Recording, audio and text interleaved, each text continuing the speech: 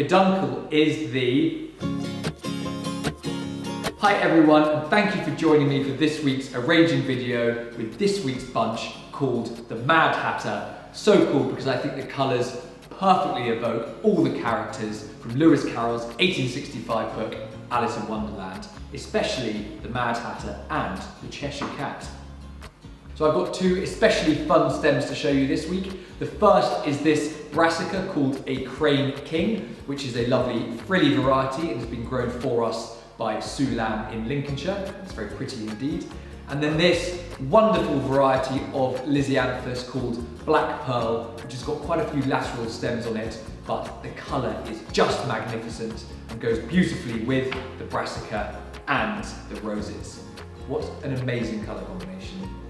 Now it's time to look after your flowers using these simple steps. Trim a diagonal inch off the end of each stem, use clean room temperature water and a nice clean vase, and do make sure to use clean secateurs or floral scissors because you wouldn't eat with a dirty fork. So to arrange this bunch, we want to start with our shorter focal flowers around the edge, working our way to our taller flowers in the middle. And our shorter focal flowers are our brassica and our roses. And I've made sure to have 3 of each of those because it's really important to have 3 or 5 or odd numbers of your focal stems. So I'm going to begin with our 3 brassica arranged evenly around the edge.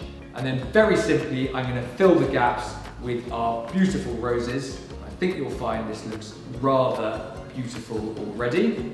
And then I've got 2 of the alstroemeria, which is absolutely fine because they've got multiple flower heads.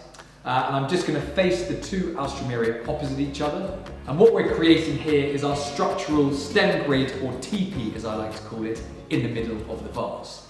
And now using my teepee, I'm going to stand my taller Lisianthus upright in the middle using the teepee for support. And then my taller irises will stand up very easily in the middle as well. And then to finish, what I tend to like to do is create a sort of Victorian ruff with my foliage, or a foliage nest, just tucking them neatly over the edge of the vase.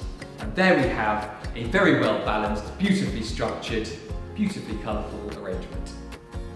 Now, a quick question for you: which part of the flower anatomy is the peduncle? The peduncle is the flower stem. So one thing you could do with last week's arrangement to make them last that little bit longer, and because the colours work well with your new bunch, is to arrange them together into one big arrangement into our hurricane vase. So to do this, I'm going to take the flowers out of last week's arrangement and I'm going to lay them out on the table in their unique stems.